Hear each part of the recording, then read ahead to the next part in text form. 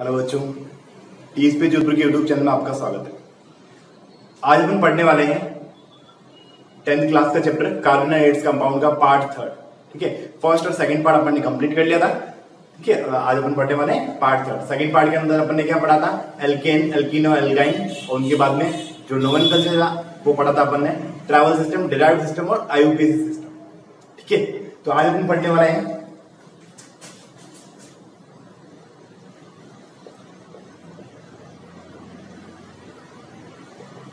एरोट्रॉप्स of carbon. Carbon के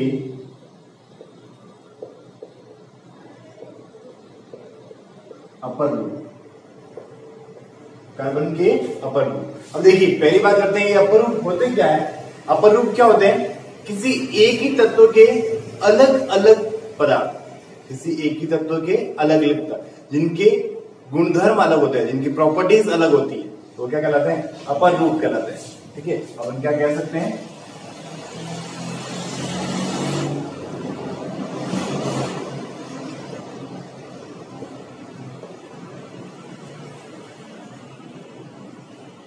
एक तत्व से बने अलग अलग पदार्थ जिनके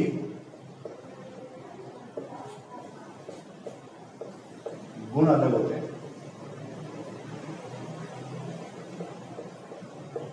क्या कहलाते हैं? वो अपर रूप कहलाते हैं। और उनका ये गुण अपरूपता कहलाता है।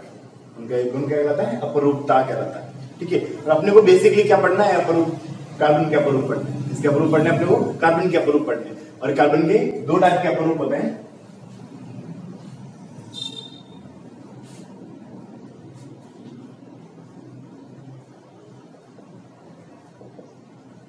Crystalline and non crystalline. ठीक है, क्रिस्टलीय अपरूप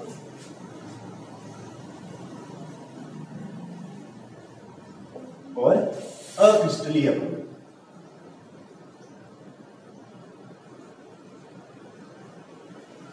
ठीक है, अब देखिए क्रिस्टलीय अपरूप कौन कौन से होते हैं? 3।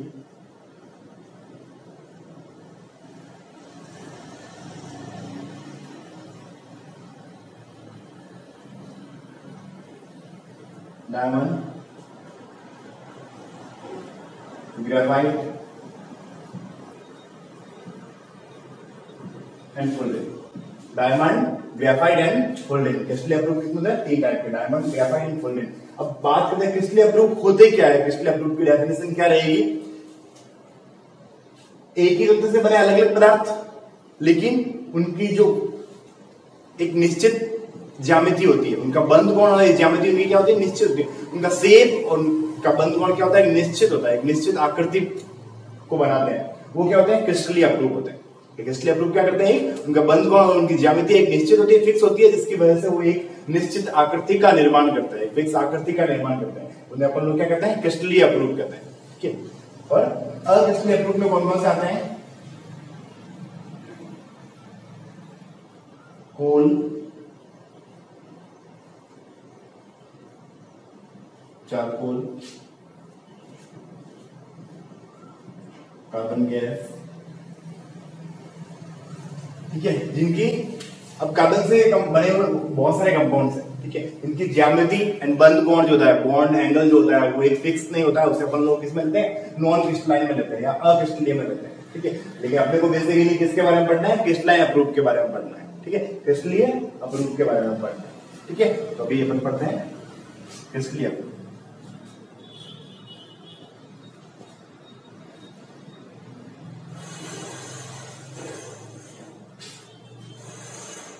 बनना है क्रिस्टलीय अपरूप, क्रिस्टलीय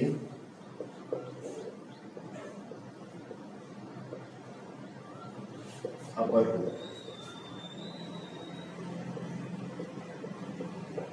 अपन क्या कहेंगे? ज्यामिति एंड इनकी ज्योमेट्री और बॉन्ड एंगल क्या होता है? फिक्स होते हैं। और इनका शेप कैसा होता है? फिक्स होता है। इसलिए इनको अपन किस में लेते हैं? क्रिस्टलीय अपरूप में लेते हैं। आपने को इसमें फर्स्ट किसको पढ़ना है? डायमंड, हीरा।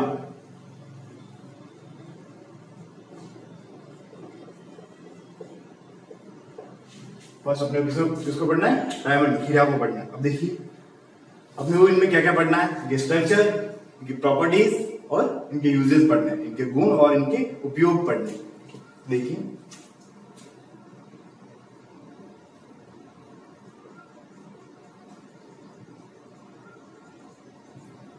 चतुष्फलकीय संरचना दर्शाता है। हीरा जो होता है वो चतुष्फलकीय संरचना दर्शाता है। टेट्रागोनल ऐसी स्ट्रक्चर शो करता है, ये टेट्रागोनल स्ट्रक्चर शो करता है।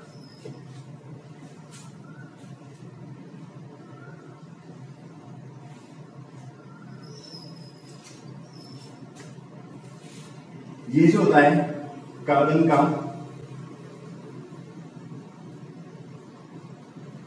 शुद्ध रूप है, कार्बन का सबसे प्योर फॉर्म है। हीरा जो होता है कार्बन का सबसे शुद्ध रूप है। नेक्स्ट देखिए प्रकृति का सबसे हार्डेस्ट मेटल बोल सकते हैं इसको, प्रकृति का कठोर पदार्थ है। सबसे कठोर पदार्थ कौन है? हीरा। इसका जो मेल्टिंग पॉइंट होता है वो होता है 3843 डिग्री केल्विन। 3843 degree kelvin. इस टेम्परेचर पे ये क्या होता है? मेल्ट होता है। नेक्स्ट देखिए हीरा जो होता है 4 अन्य कार्बन से बंधा हुआ रहता है। हीरे का एक प्रत्येक कार्बन 4 अन्य कार्बन परमाणु से बॉन्डेड रहता है। 4 अन्य कार्बन परमाणु से क्या होता है? बॉन्डेड रहता है, बंधा हुआ रहता है।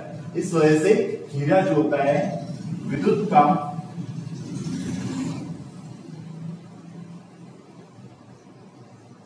कुचालक होता है। ठीक है, कंडक्टर नहीं होता है, इंसुलेटर होता है। हीरा जो होता है उसका क्या होता है? कुचालक होता है। तो अपन ने क्या पढ़ा? चतुष्फलकीय संरचना होती है, कार्बन का सबसे शुद्ध रूप है, ये प्रकृति का कठोर पदार्थ है। मेल्टिंग पॉइंट क्या होता है? 3843 डिग्री केल्विन। 4 अन्य कार्बन परमाणुओं से बंधा हुआ रहता है। और विद्युत का कैसा होता है? ये कुचालक होता है।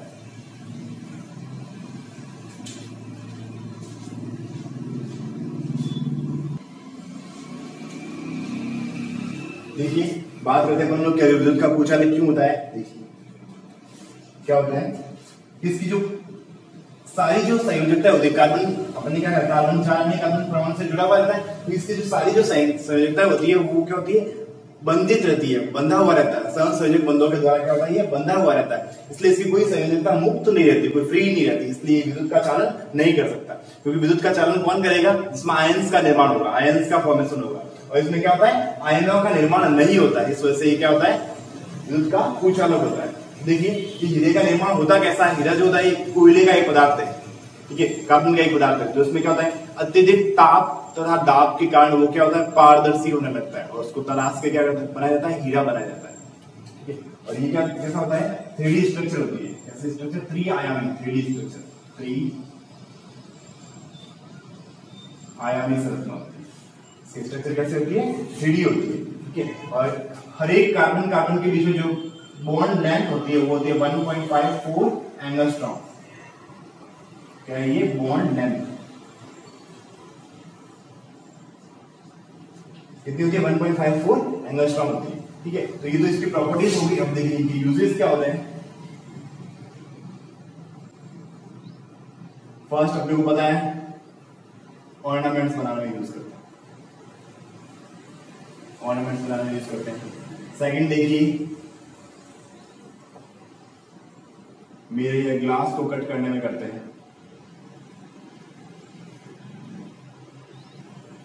Cutting of mirror and glass. ठीक है, नेक्स्ट देखिए जो फोनोग्राम होता है, फोनोग्राम की निडल बनाने में करते हैं। देखिए फोनोग्राम क्या होता है? जो पुराने समय में एक गाने वाने सुनने के लिए एक होता था, एक बड़ी सी स्लेट थी, उसके ऊपर एक वो चक्र घूमता रहता है, एक बम्बू लगा रहता था। तो उसमें जो इस टाइप से एक तस्वीर थी वो घूमती रहती थी, उसके ऊपर एक निडल लगा रखी थी, निडल लगी हुई थी। तो ये जो निडल है, ये जो निडल बनाते हैं किससे? इसके डायमंड से, हीरे से बनी होती है। ठीक है, तो ये जो इंस्ट्रूमेंट होता था उसे अपन लोग क्या बोलते हैं? फोनोग्राम को। उसके बाद में जो स्टोन पत्थरों को काटने में भी इसका क्या करता है, यूज करते हैं। स्टोन को कट करने में भी इसका क्या करते हैं, यूज करते हैं। अब देखिए डायमंड की स्ट्रक्चर थोड़ा सिंपल स्ट्रक्चर, ज्यादा हार्ड नहीं है। ये आप लोगों को ऐसा बनाना है, ये लाइन छोटी रखनी है, ये बड़ी रखनी है। वापस नीचे, इसके सामने वाली लाइन वापस छोटी और ये लाइन बड़ी, ये छोटी हो गई।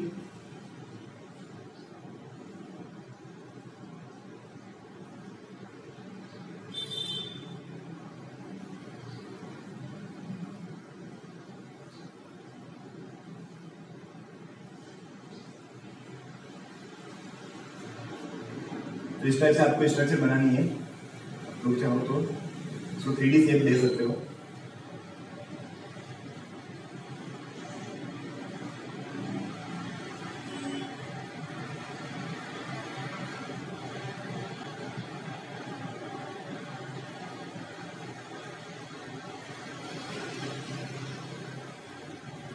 ठीक है, तो इस टाइप से अपने को स्ट्रक्चर ड्रॉ करनी है ताकि अपने को लगे हाँ ये डायमंड का स्ट्रक्चर है। तो ये अपने किसके बारे में पढ़ा है, डायमंड के बारे में पढ़ा है। ठीक है, तो डायमंड के आप लोगों को क्या क्या ध्यान रखना है, आपको उनकी प्रॉपर्टीज ध्यान रखनी है, इनकी यूजेस ध्यान रखने और इसकी स्ट्रक्चर ध्यान रखनी। ठीक है, नेक्स्ट देखिए, नेक्स्ट किसके बारे में पढ़ा अपने को, ग्रेफाइट के बारे में।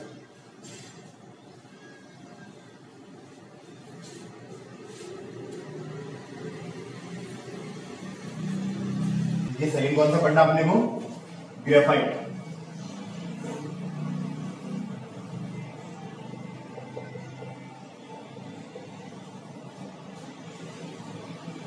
देखिए प्रॉपर्टीज देखिए ग्रेफाइट की। फर्स्ट प्रॉपर्टी क्या है, ग्रेफाइट के अंदर जो कार्बन परमाणु होता है वो 3 अन्य कार्बन परमाणु से क्या होता है, बंधा हुआ रहता है। प्रत्येक कार्बन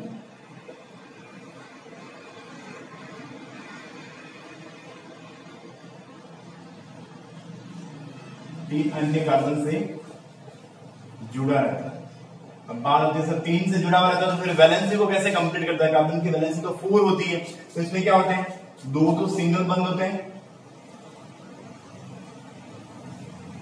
2 तो कैसे होते हैं, सिंगल बंद होते हैं, और एक कैसा होता है, डबल बॉन्ड।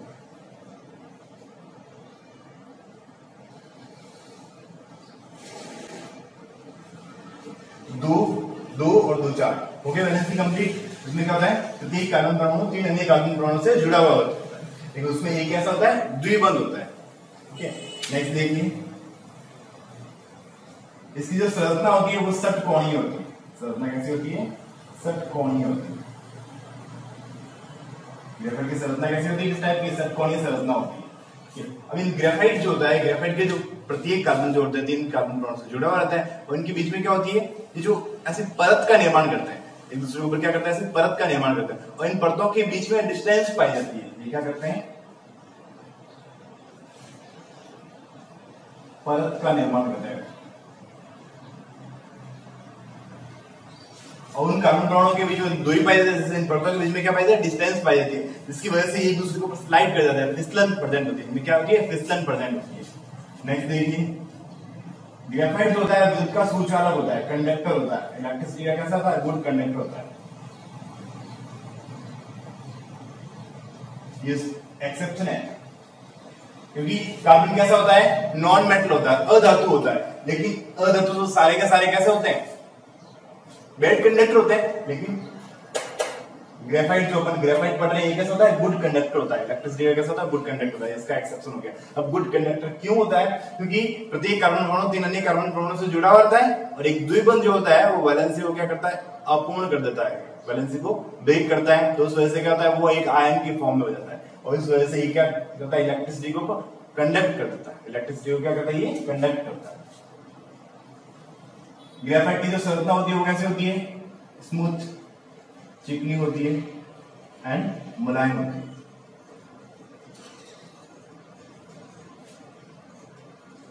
कलर कैसा होता है इसका, काला धूसर।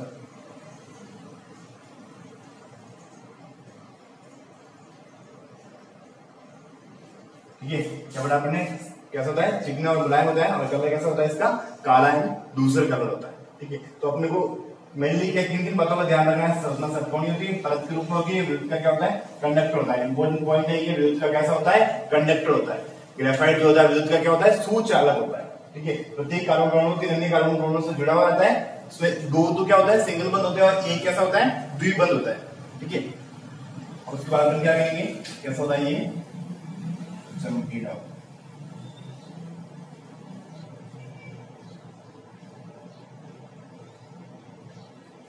तो ये पॉइंट अपने को ध्यान रखना है। उसके बाद अपन क्या पढ़ेंगे,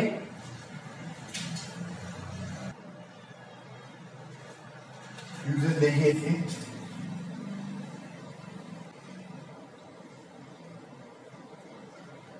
पहला यूज क्या होता है, इलेक्ट्रोड के रूप में। किस रूप में करता है, इलेक्ट्रोड के रूप में, क्योंकि अपन ने क्या कहा, गुड कंडक्टर होता है, उसका उपयोग क्या करते हैं, इलेक्ट्रोड के रूप में। दूसरा पेंसिल के रूप में, पेंसिल बनाने में, क्योंकि ग्रेफाइट जो होता है उसका वर्ड होता है ग्रेफो, और ग्रेफो का मतलब क्या होता है, लिखना। ग्रेफो का मतलब क्या होता है, लिखना। इसमें जो अपनी पेंसिल, जो अपन पेंसिल यूज करते हैं, पेंसिल के अंदर क्या होता है, ग्रेफाइट होता है। जो आयरन की चीजें होती है उनको पॉलिश करने में, पॉलिशिंग जो करता है उसको आयरन की चीजों पर हुआ, उसमें क्या करते हैं, ग्रेफाइट का यूज करते हैं। और जो बड़ी बड़ी भट्टियां होती हैं उनमें मंदक के रूप में करते हैं। मंदक क्या होता है, एक तो अपन त्वरित गति पढ़ते हैं, एक मंदित गति पढ़ते हैं। त्वरित का मतलब क्या होता है, गति इंक्रीज होना, और मंदित का मतलब डिक्रीज होना। तो मंदक क्या करते हैं, उसके वेग को डिक्रीज कर देते हैं, उसके वेग को क्या करते हैं, डिक्रीज कर देते हैं। तो ये क्या होता है, इसके ग्रेफाइट के यूजेस होते हैं, ग्रेफाइट के यूजेस। अब देखिए इसके स्ट्रक्चर किस टाइप की होती है, जैसे सीट के रूप में होता है। जैसे आप लोगों को यही ध्यान रखना है कि जो पार्ट अपन, एक पार्ट छोटा बनाना है, दूसरा पार्ट क्या बनाना है, बड़ा बनाना है।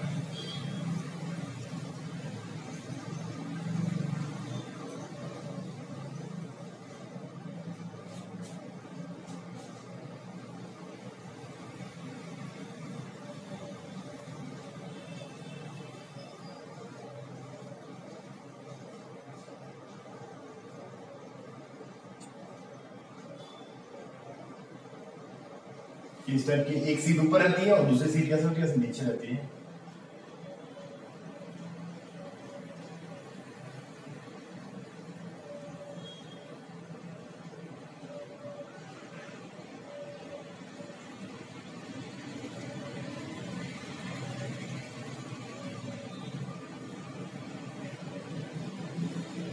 इस टाइप से रहती है, और इनके बीच में क्या होता है, बॉन्ड।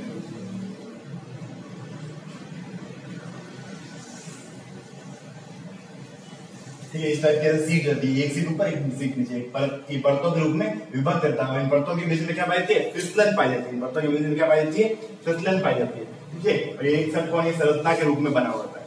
ठीक है, तो क्लियर हो गया आप लोगों को। हमने क्या क्या पढ़ा, एक डायमंड पढ़ा है, एक ग्रेफाइट पढ़ा है। ठीक है, और ये आप लोगों को ध्यान रखना कि डायमंड और ग्रेफाइट के अंदर डिस्टेंस पूछा जाता है। इनकी संरचना कैसी होती है, उसकी चतुष्कोण की होती है, षटकोणीय होती है। वो विद्युत का कुचालक होता है, विद्युत का कैसा होता है, सुचालक होता है। ये सॉफ्ट होता है, वो हार्ड होता है। ठीक है, तो ये कुछ एग्जांपल, जो कुछ डिफरेंस जो होता है, अंतर, वो आप लोगों को ध्यान रखना है। अब नेक्स्ट अपन पढ़ते हैं फुलरिन।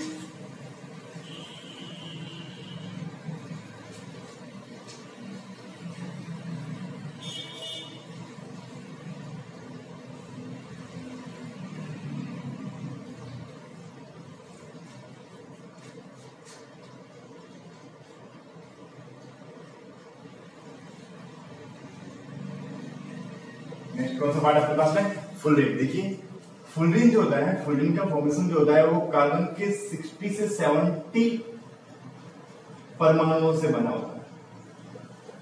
कार्बन के 60 से 70 परमाणु मिलके फुलरिन का फॉर्मेशन करते हैं। ठीक है, और उसमें जो C60 जो होता है वो फुलरिन का सबसे शुद्धतम रूप है।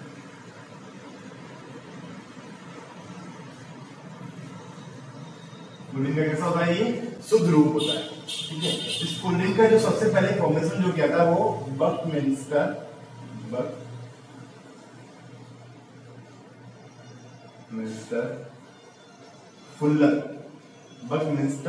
फुलर ने किया था। इसने इसका नाम क्या रख दिया था, फुलरिन रखा गया था। इसलिए इसका नाम फुलरिन रखा गया था। और ये जो C60 जो रूप होता है इसको बकमिंस्टर फुलरिंग बोलते हैं, इसको बकमिंस्टर फुलरिंग। ठीक है, नेक्स्ट देखिए, इसकी जो संरचना होती है वो डोम शेप होती है। इसकी संरचना कैसे होती है, ऊपर ये डोम शेप होती है। ठीक है, फुटबॉल लाइक स्ट्रक्चर होती है, इसलिए इसको बक्की बॉल भी कहा जाता है।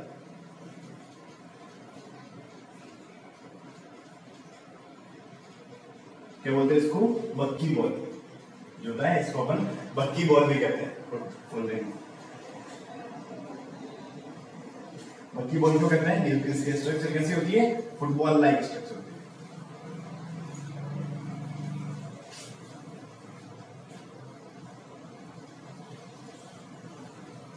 फुटबॉल लाइक स्ट्रक्चर होने का इसको क्या बोला जाता है, बक्की बॉल बोला जाता है। ठीक है, अपन ने क्या है कि C60 से 70 कार्बन परमाणु से मिलकर फुलरिन का निर्माण हुआ। किसने किया था निर्माण इसका, बकमिंस्टर फुलर ने किया था, इसलिए इसका नाम क्या रख दिया, फुलरिन रखा गया था। और C60 जो है वो फुलरिन का सबसे शुद्धतम रूप है।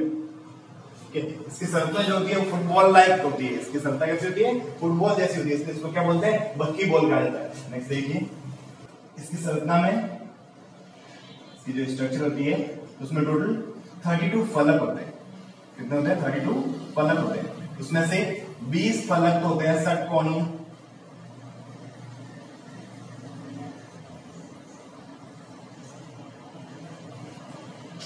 20 कैसे होते हैं, षटकोणीय, और 12 कैसे होते हैं, पंचकोणीय।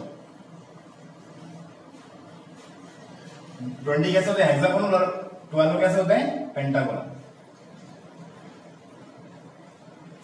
जो C60 जो स्ट्रक्चर होती है फुलरिन की, ये कैसी होती है, बेड कंडक्टर होती है।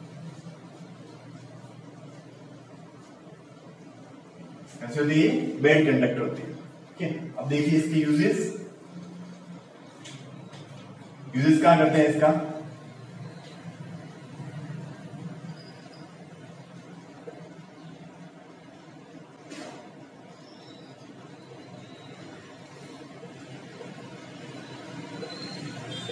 Purification of natural gas, purification of natural gas, जो नेचुरल गैसेस जो होती है उनके शुद्धिकरण में इसका उपयोग करता है। जैसे नेचुरल गैस कौन सी होती है, methane CH4 natural gas. Next देखिए, ताप पर जो होता है, जैसे अपने क्या पढ़ा, ये बेड कंडक्टर लेकिन उच्च ताप पर ये अति चालक की तरह बिहेव करता है। उच्च ताप पर क्या करता है, ये अति चालक की तरह बिहेव करता है।